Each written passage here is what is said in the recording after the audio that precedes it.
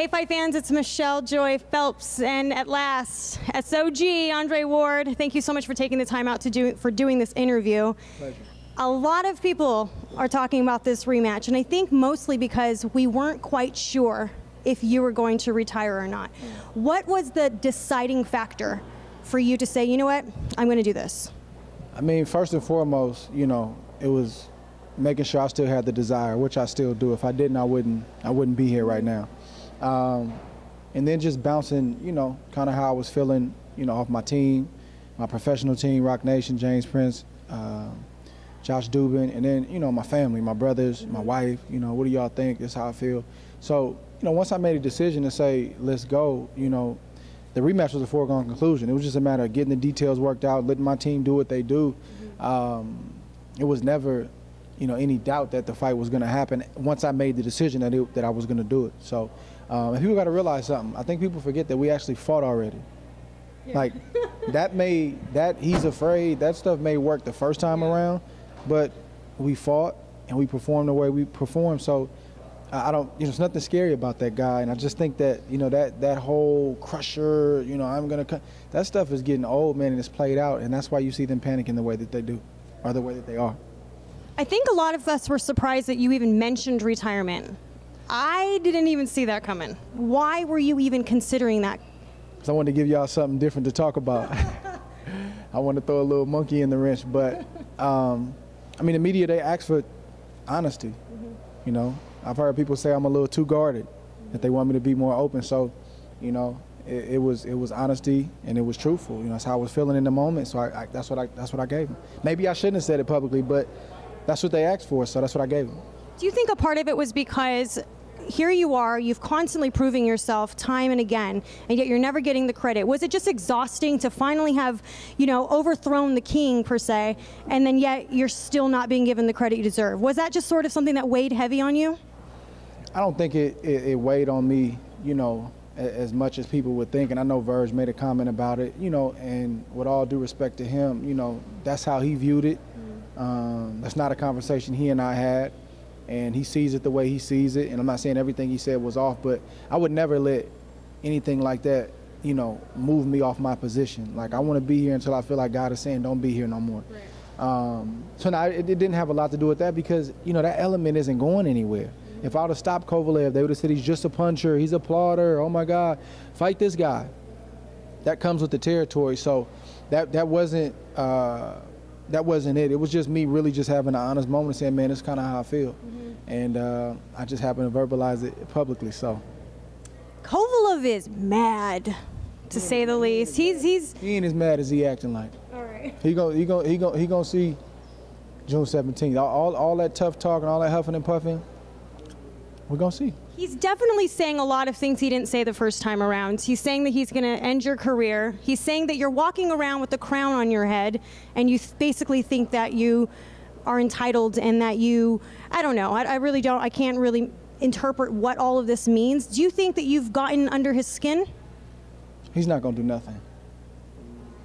Period. He can make all the threats he wants. He's not going to do nothing. It's that simple. Looking back at your guys' fight, I'm sure you've watched the fight over. Right? I actually haven't. You haven't? Okay, well, I was going to ask you, well, top of your head, what would be something where you said, you know what, I'm not doing that again? I mean, definitely the first half of the fight, you know, that's not how I wanted to start. That was not the game plan. You know, then that's on me. It's not on Verge.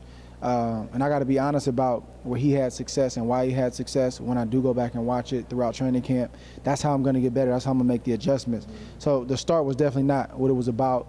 And unfortunately, it took me getting knocked down for me to wake up and really just, you know, stop thinking and go to work and implement the game plan, which we started to do kind of at the, you know, beginning of the second half of the fight. So definitely not ideal, but, you know, those kind of things happen. And if they do happen, you know, how are you going to respond, man? And I'm extremely pleased on how I responded, but then also my team. Verge did a tremendous job of having a sense of urgency, but not panicking, and reminding me why I was where I was.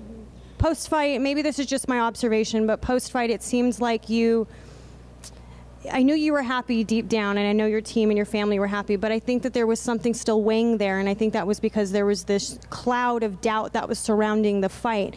Was that really a big push into why you wanted to take the rematch? Again, it may sound crazy, but it really wasn't. Like, I've dealt with this kind of thing and I've navigated these waters, and I haven't been perfect in doing it, but I've navigated, you know, being marginalized, minimized, all those different things, naysayers, critics, like that stuff.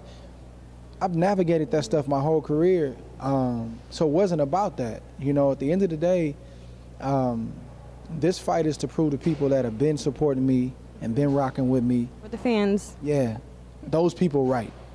And to give the sport of boxing another great performance. It's a lot of people clamoring about we're not getting this matchup, that matchup.